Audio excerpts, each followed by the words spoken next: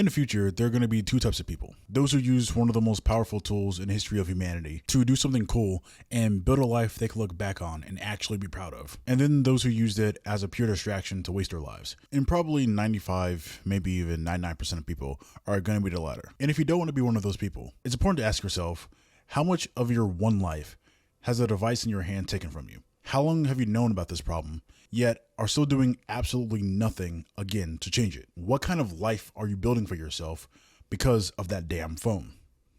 The average screen time today is around 6 to 8 hours. Let's just call it 7 hours per day. But if you're going to be on your phone for 7 hours per day, you should at least know why. Because most stuff now isn't even the stuff that people are actually searching for.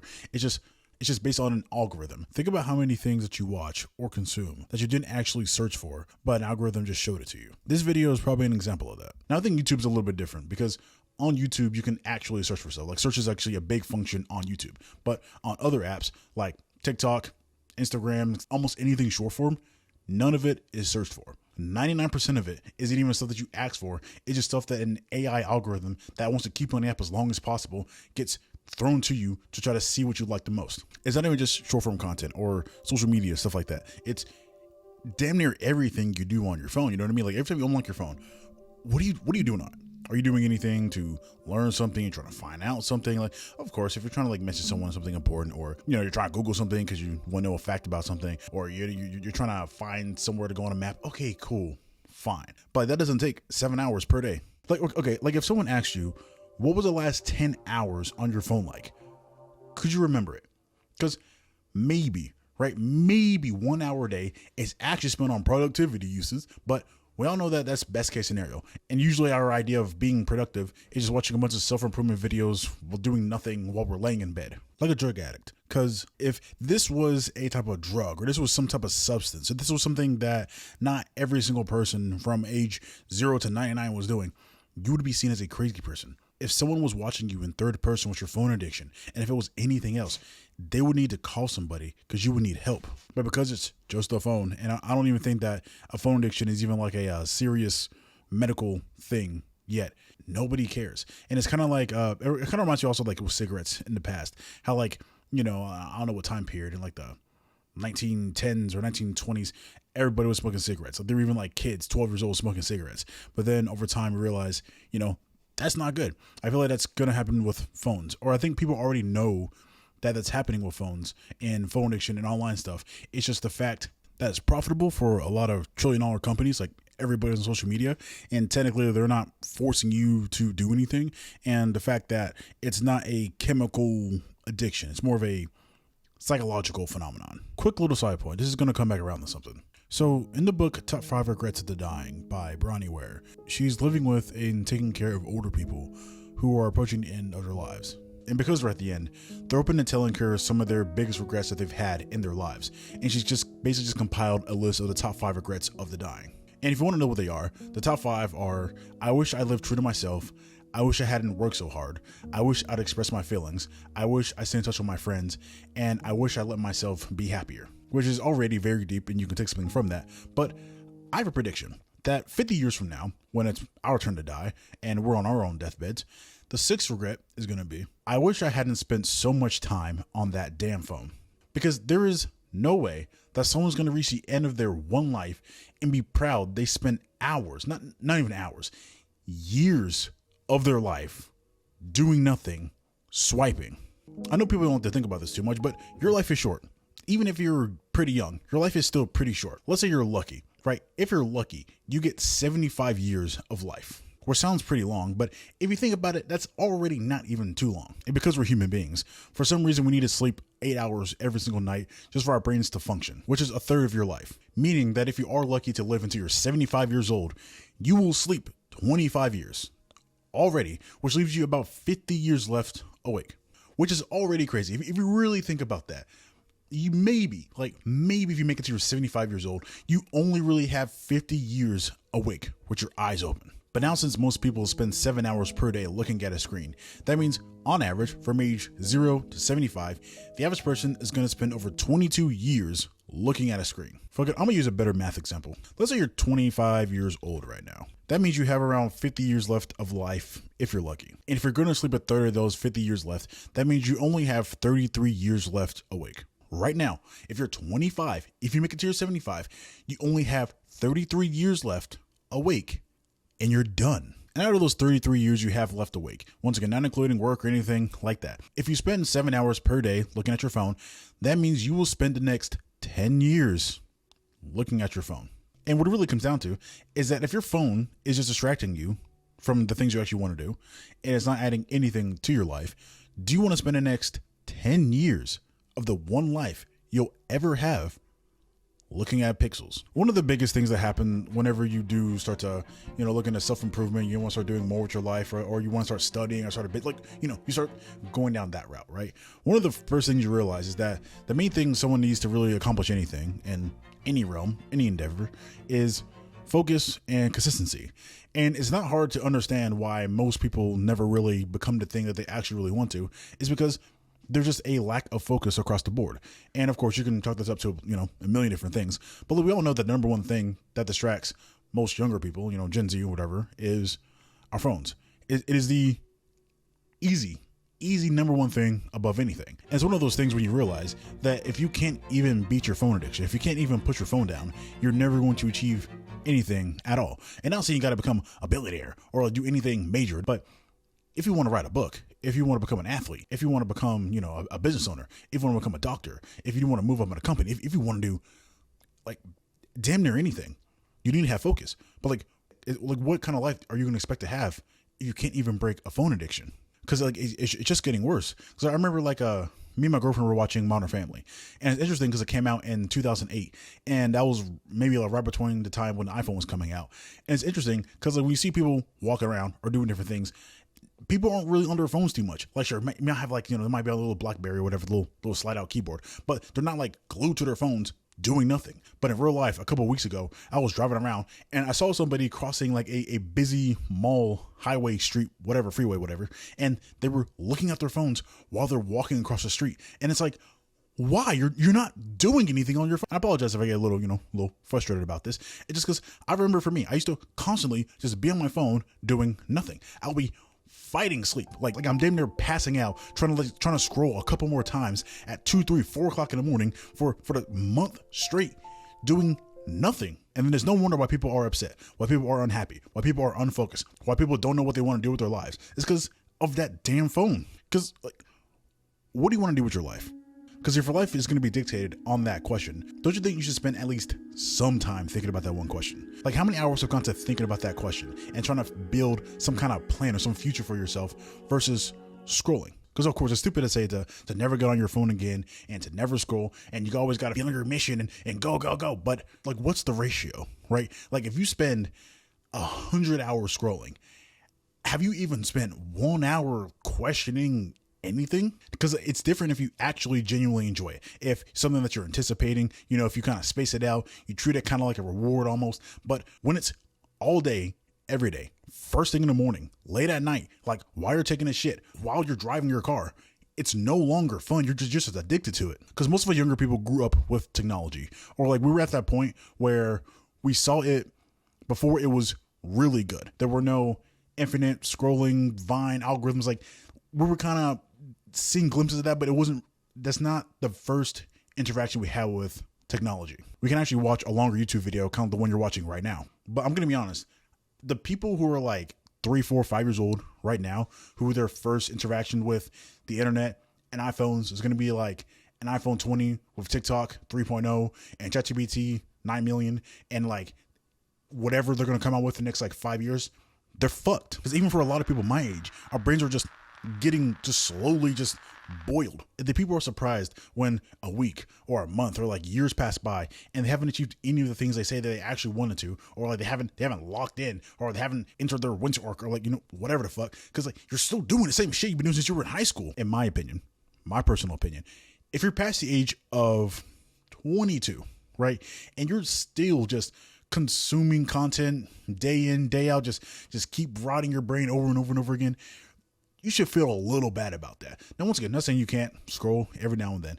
but a quick little rule or guide or whatever you want to call it is try to have a 1-to-1 ratio of consumption versus production. So if you consume mindlessly for 1 hour, then try to produce something for 1 hour. It doesn't mean that if you watch one YouTube video, go out and go make one YouTube video to match, but just have somewhat of a healthy ratio. And of course, it doesn't mean like you have to like only be a content creator, do something online related, just something. Because what's your ratio? For some people, it's literally like 1,000,000 to 0 because they haven't produced anything at all, but they've been consuming terabytes of information to their brain that doesn't do anything but just give them a slight dopamine hit. I just wonder where people are going to be in the future. Because whenever you're younger, you don't really see a huge difference between people. Like, for example, if you have 2 kids who are 10 years old, they're the same.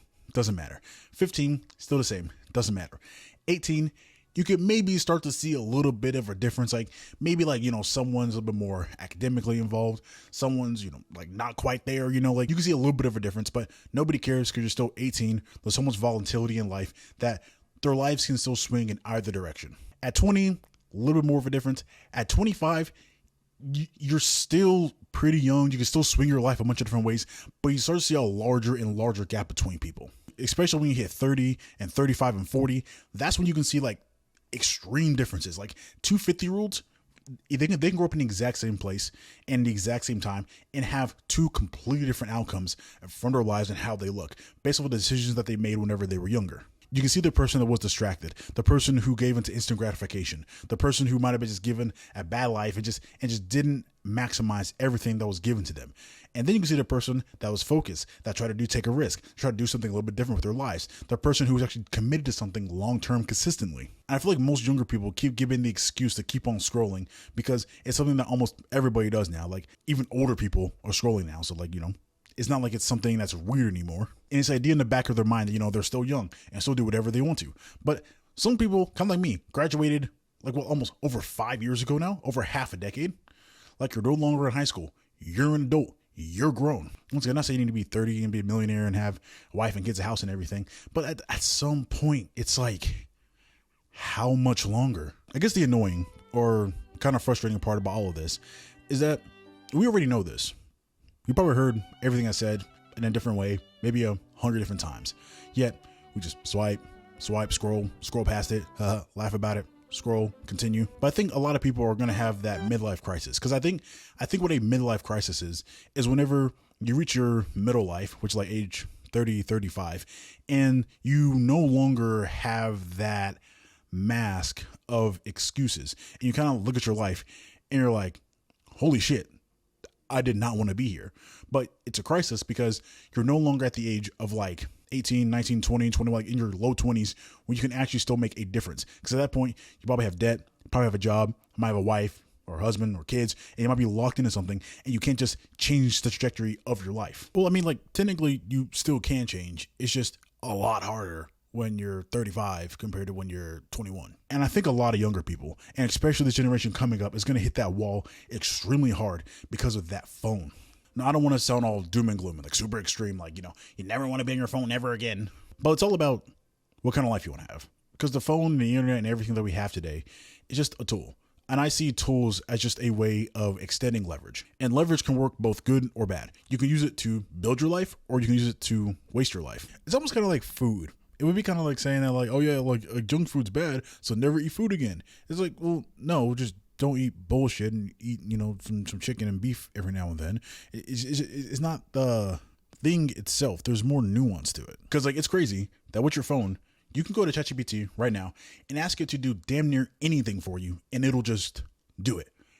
Anyone can do that right now, but most people don't. Because I heard this one thing a while ago, and it was saying that it's easier than ever to get ahead and do the things you actually want to do in your life, but it's also harder because it's never been easier to become distracted and do nothing. So I guess the good part of this is that if you can even focus a little bit, if you can produce a little bit, if you can put your phone down for just 3 hours a day, bro, you can beat 99% of people because most people are distracted out of their minds. Most people never do anything, or they can't even put their phone down for 30 seconds without reaching for their phones. Like at the end of this life, which is going to come, like no matter what, this life is going to end. When the life that you're living right now is flashing, what do you want to see? Do you want to just see yourself on your phone? Do you want to just see yourself distracted, doing nothing, watching videos that you don't even care about that are an hour long, you're watching at 2x speed, or with another TV in front of you, doing nothing, doing fuck all? Is that really what you want to see? Is that something that you'll be proud of? Something that's like, yeah, I really got the most out of my existence. Or do you want to build something interesting? Do you want to do something cool? Do you want to take a risk? You want to something, just something. But so many people's lives would be improved if they just got off the phone every now and then and actually thought about their lives. Or at least that's how it was for me, because maybe everyone else had so much time to really sit down and think about their life and their existence and what they want their lives to mean to them at the very end. But I know for me, I didn't really start thinking about my life at all until I was like 19-ish years old. And I realized up to that point, I didn't even know what I wanted to do because I was constantly distracted through the entire time. And of course, because, I'm a kid, I'm in school, I'm doing different things, I don't really have time to really think. But I realized that I had time, but almost all those gaps were filled in with a phone or a distraction of some sort. But up until I was 19, when I actually had time to actually think about my life, I was like, wow, this is some bullshit. I don't want to do this anymore. I feel like a lot of people never get there. I feel like a lot of people are going to live a mediocre, sad existence because they don't even know what they want to do with their lives at all. There's no way you can even take the first step to having a meaningful, fulfilling existence if you don't even know what you want to do. But you're never going to know what you want to do unless you actually spend time thinking about what you want to do. And the longer you spend avoiding that question, it gets more and more stressful, more and more scary to confront the fact that you still don't know what you're doing. But I think you should spend at least some time thinking about it, because if you start getting 25, 30, 35, 40, and you still realize you have no idea what you're doing at all, or you've been doing something for the past decade and it wasn't anything that you actually wanted to do, you're fucked, because you're going to realize that you had thousands of hours that could have been spent for something that you actually cared about, but instead you put those thousands of hours into something that you can't even remember now, either through distractions or your phone or scrolling or whatever it is. But now those thousands of hours are gone and you're never going to get them back. The biggest fear that I had whenever I was 19 years old was reaching the end of my life and feeling as if it was wasted. And I just knew that if I just spent the rest of my life doing the same things I was doing and just spending all my time on my phone doing nothing, I was going to waste my entire life. We are never going to confront the fact that we don't know what the fuck we're doing here, that we don't know what we're doing with our lives, that we don't have any plan, that we don't have any skills, that we have no anything, because the phone is there to make us feel better about being lost. And once again, if you are somebody who knows what you're doing with your life, you have a plan, you're making progress towards it, you know exactly where you're going and where you're headed, making okay, fine. Good. Like, seriously, that's good. That's the whole purpose of everything, to find something and go towards it. But if you don't even know, like if someone goes up to you and it's just like, what are you doing with your life? Now, I'm not saying you need to have a perfect answer when you're 15, 16, but I feel like as you start to enter into your 20s, you should have somewhat of an answer. It doesn't need to be 100% like, yeah, in 12 years, I'm going to be in this state doing this thing at this time. Like, it doesn't need to be that exact, but it needs to be somewhat directionally somewhere. But most people never even get to that step because they can't even think about their lives longer than 5 minutes. Like, whenever you're sitting down, uninterrupted, doing nothing. Let's say you're out, let's say you're in a car ride, for example, and there's no music and everything's quiet. And like, your first instinct is to grab your phone because sitting alone with your own thoughts is uncomfortable. And I think sitting alone with your own thoughts is uncomfortable because there is no more shield. There is no more filter from the world